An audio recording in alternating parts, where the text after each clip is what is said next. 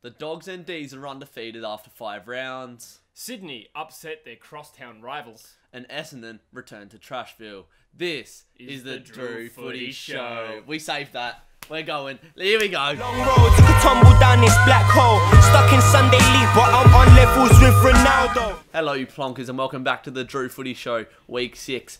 We're streaming on, and talking about streaming, how's your stream on Saturday? Long and uninterrupted. I've been having my vitamins and a bit more hydrated as well, so a little less concentration in the urea. So last week I asked for subscribers like a little peasant boy, and it actually worked. I went up like 150 subs, so thank you very much. I've set a sub goal for the end of April. I want to be at 4K by the end of April, which is like 12 days left in it, or 11 days left in it, something like that. That's real high resolution, baby. Yeah, exactly. So we want to get to that 4K crispness. If you can help in the efforts to get me to 4K, mention it to a friend. If you're not subscribed to yourself, make sure you subscribe, and let's get this train rolling, baby. The first game of the round, Jesse, was St.Kilda versus Richmond. Saints are always highly touted. They've got a rowdy fan base, but they didn't show up. A lot of this was due to their ruckman missing, Rowan Marshall, I've heard. We've actually got a comment here for the Saints. It says, do you think once the Saints get their rucks back, they can turn their season around, or is it more them failing because of their style of play? That was from Conan36. Obviously, you need your ruckman because they need to get the taps down to the midfielders. That's how like football works. It's like start and bounce and that. Analysis. I don't know. I haven't been too impressed by St Kilda this season. I think it's definitely more than just the ruck issue. I mean, if you look at it, it is funny how Rowan Marshall comes back for one game against the raging Nick Nat Nui, and they end up winning the game and play better. But it's definitely more than that. It's their pressure rating against the Eagles was insane, and that shows a team that's really invested and engaged. And then the two beltings either side of that, clearly not the same team. So I think it's something deeper. Maybe there's fitness issues. I think their fitness, like their injury levels are all right, but as far as I can tell. But yeah, generally speaking, they don't look up for it right now. Yeah, Jack Steele's been the only player that's really been consistent for them. But yeah, Richmond just got the job done. I think it was 80-something points 86, in the end. yeah. That's unreal. And yeah, Dusty was back to his best. Just classic Richmond performance, really. I don't see the Saints making the 8. It's hard to now if they're 2-3 at 71%. It's hard to, like, that hurts. You can't just chalk that up as a few bad losses, even though that's what it is. The percentage is going to be really important at the end of the season, so it could cost them finals. Friday night footy, I was driving home from jiu-jitsu, coming over the freeway, I see Optus Stadium, and I'm like, Jesse's there, watching the Eagles. Check the score, and it was neck and neck when I tuned into the game at around half-time. You weren't happy with that first quarter performance, but I think West Coast really shone through in the rest of that game, and they were almost back to their best in that second half. It was a frustrating first quarter. Now, the Eagles do start games poorly, and ordinarily I would have been really relaxed, but I think just the fact that we finished last week so poorly, I think everyone who was watching the game was a lot less confident. Yeah. I think Collingwood got a couple of important injuries, which really helped the Eagles, but then they sort of took control of the game and played well, to be fair to them. Oscar Allen is actually like a wet dream, eh? 5 goals, and the marks that he's taken, they're not just like simple chest marks on the lead. Like, he is ripping down marks against elite defenders. How nice is it to have a player like that in your team with so much potential? It's silly how the Eagles just keep plucking this elite key position talent. We can't pick a midfielder in the draft to save our lives, but Oscar Allen is a player that we'd already taken Jared Brandon in that draft, who was considered one of the best key tools in that draft. Oscar Allen is light years ahead of him, and Brandon's not even going too poorly. So no, he's announced himself as one of the best young key forwards in the game, and he's getting a lot of recognition. So Tobias has asked, are the Eagles actually contenders for the flag, and is Nick Nat the best ruckman in the league? I think it's pretty safe to say Nick Nat is the best ruckman in the league. He's hot and cold, but when he's on, he's the best. How did he go against Grundy? Not great, to be honest. He's put in a couple of average games in a row. But to be honest, like, it's a long season. Everyone's going to have poor games. I think Gawn at the moment is also announcing himself as one of the best rucks in the game. So I don't want to say... Not to mention Sean Darcy. Oh, yeah, of course. Sorry. No, I think Nick Nat's certainly in that conversation. Ask me again in a couple of months because the form lines will be different. We'll be talking a different narrative. But he's definitely up there. Flag contenders? I think they're just outside the top group at the moment. Yeah. But I think that there's potential. There has to be potential. And there's a lot of big players that come back in the second half of the year, which, as long as they win enough games, if they're in touch with the 4 in the second half of the year, I'd say they're a chance. Yeah, I agree. I think Eagles are one of those sides like Richmond. Like, as long as you're in the 8, you're any chance to be there on the last game of the year. So I'm pretty scared of the Eagles. We got yous in a couple of weeks. That's going to be very exciting. Big dog Aaron Costanza is back with some more comments. He said, what are your thoughts on if Collingwood should start looking at the next season? Do they also start playing some of their youngsters from the draft? I'd say in terms of their list profile, it's probably a team that's probably contending, but they have also drafted heavy the last couple of years. So Finlay McRae just debuted from Oliver Henry's already debuted as well. And there's a few young guys in there.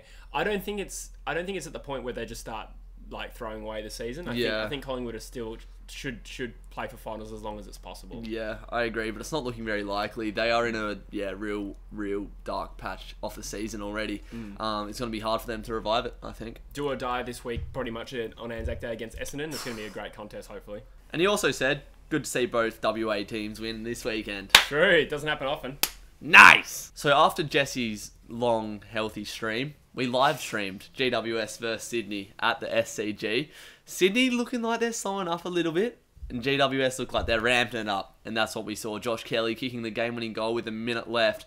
Didn't really think that GWS had it in them to come back and win that. You were saying there's life in this game, and I was like, oh, I don't know about that. Ball up at the top of the goal square. Josh Kelly seals the game. Aaron Costanza is back with a comment. He says, with 2 wins in a row, have the Giants given themselves the opportunity to play finals this season? I definitely think so. I still think their best 22 is at least mid-table quality, and the midfield really shone through against an inexperienced Swans side, who Buddy Franklin kicked 5 goals and still couldn't lift them over the line. Equally though, if Swans are just slightly better at defending that last stoppage, and apparently they had 9 players at the top of the goal square, then we'd be talking about a different narrative. We'd be saying they got over the top of a team that was coming hard at them, and they're 5-0. So, but in terms of GWS, 2 wins in a row will give them a lot of confidence against half-decent opposition. They're still going to have to improve on what they are now, but I think they're capable. But it's very competitive for that top 8. Yeah, they're looking pretty good, the Giants. I was happy we got them quite early in the season when they were stinking it up. They're reaching the form that we know that they're capable of. Yeah. We've got another comment here from Matt McCann. He said, are we starting to see the young Swans already begin to fatigue at round 5? Just got over the line against Essendon and now lose to GWS. Essendon haven't been looking great. They showed up against Sydney, but when Sydney go and lose to GWS, who haven't really looked good, it's so hard to tell which teams are good and which teams are bad this season. It's also worth noting, Sydney are actually not great at the SCG. I reckon the record over the last few years, they're almost better away than they are at home, to be honest. So, and there's maybe complacency. It could have just been like they weren't quite up for it as much as GWS were, and that happens sometimes. I think we're starting to see those, like Adelaide and Swans, they made an early run. Maybe we're going to start to see them fizzle out. Maybe they won't even end up winning more than 8 games. It could happen. The young guys that we've talked about so much are starting, I've got them in my fantasy team. The points are starting to drop every week. So yeah, that sucks. And Tex Walker got a bit of a niggle against Fremantle, and suddenly Adelaide drop off. So yeah. Saturday night footy was Carlton versus Port Adelaide. There were no comments on this game, but I just wanted to talk about a man, Mitch Georgiades, big key forward, young boy. He's from WA. He played at the State Academy. I'm working under the strength and conditioning coach there at the moment. He said the most athletic player he's ever seen emerge from the State Academy is Mitch Georgiades. Kicked 3 goals and lit up the MCG. Georgiades, I think, went to the same academy of athletic freaks as Oscar Allen. I think he's not far off in terms of what he's capable of on a football field. Is he going to be as good a footballer? I don't know. Oscar Allen's a very, very good talent, but I think he's going to be a star, to be honest, and one for WA clubs to watch, particularly Fremantle, who need a forward in a few years. Yeah, I think this was a good game for Carlton to sort of see where they're at, playing a really top-level side at home. Let's see what you have. Bottled it. Absolutely bottled it. So that sort of puts Carlton in their place after beating Gold Coast and Freo. So Jesse, we were filming Just the Tips last week. We brought up Adelaide Freo. Adelaide in scintillating hot form. Tex is going to kick 100. And we're never going to die. And we're never going to die. But I was thinking, like, if there's a game that the Dockers are going to win away from home, we're not a great team on the road.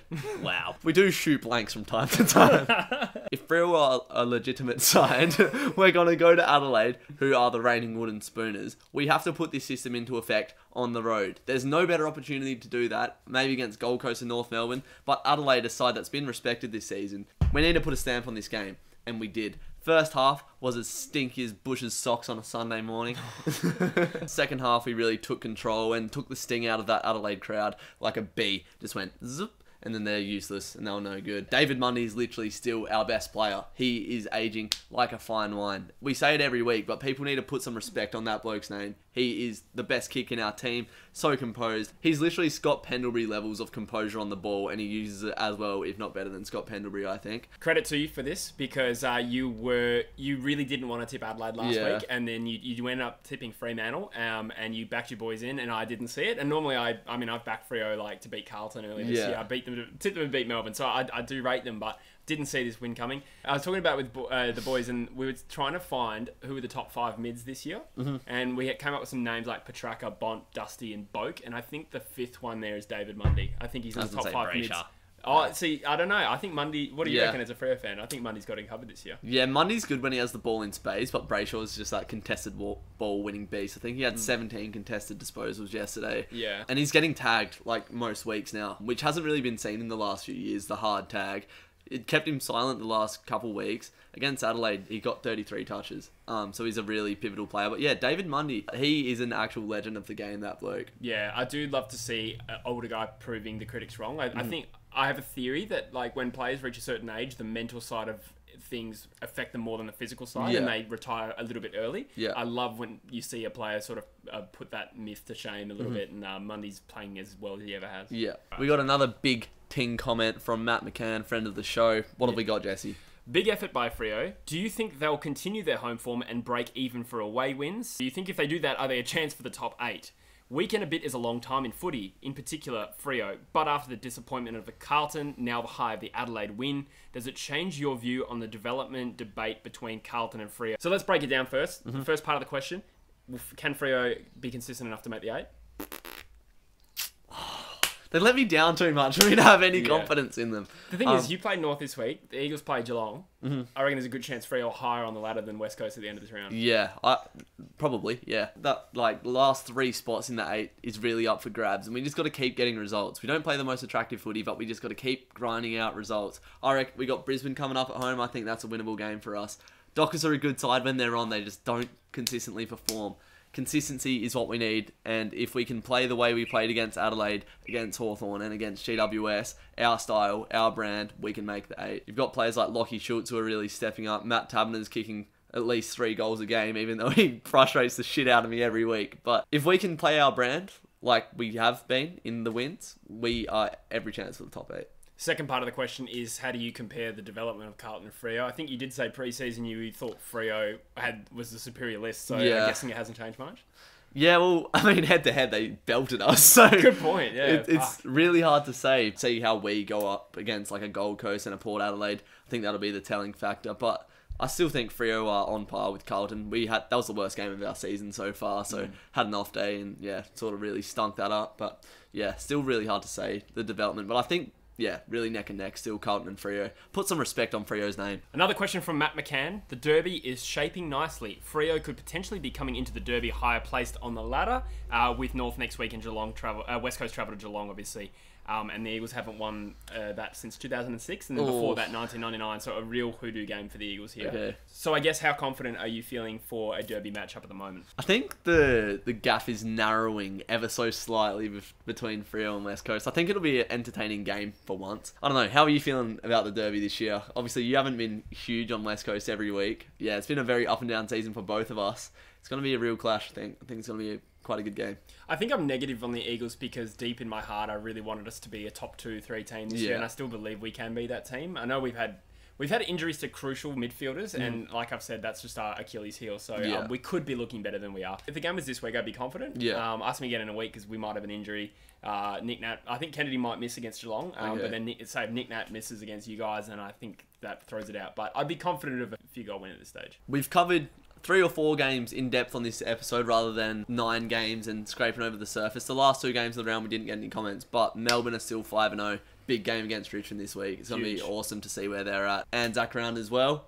So who have you got in the Anzac Day game, Essendon or Collingwood? That's a really tough one. Hey, I don't think I've even fully decided yet. Collingwood are going to have... who are their injuries? Sorry, it's Taylor Adams, DeGoey, Jeremy Howe. Yes, that's who it is. Thank you. Those are really crucial injuries. 3 best players on the list. Well, maybe not Darcy Moore and Grundy in that top 5, but 3 pivotal players. I just wanted to cover one thing before, now that we're on the topic of Collingwood. Darcy Moore up forward. Are you a fan or not a fan? It's kind of a rob Peter to pay Paul kind of instance where he's That's like... good job. That was very good. Thank I you. don't even know what that meant. Really? No. But that was good. Oh, okay. Rob Day to be... Rob Peter to pay Paul. Robbing their back line to feed their forward line. And, look, he kicked 3 goals, played fairly well. One thing I probably think is over-talked was Grundy's influence forward. I think he kind of... I don't want to say lucky, but I think Moore is more suited to that forward position going forward. So... with Jeremy Howe out, can their backline afford to have Darcy Moore go as well? I don't know. That's a real headache for him. But it's probably worth experimenting through the Essendon game. Experimentation is good. We'll see. Anzac Day, MCG, hopefully a full capacity. We'd love to see it. I'll tip the Pies for that one. Who are you going to go with? Essendon just got dicked by Brisbane. I know. This is the sort of game Essendon lift for, though. Yeah. And they were so poor last week against the Lions. Look, I'm leaning towards Collingwood, to be honest. Even with their injuries, I'm leaning towards Collingwood. All right, that's going to wrap up this week's episode of the Drew Footy Show. Make sure you go check out Just the Tips, because it wasn't recommended to me last week. So make sure you go into the description of this video, click on the True Footy channel, and go see what our tips are for this next round. Thanks for coming on, Jesse. Thank you, my friend. We'll see you next week. Bye.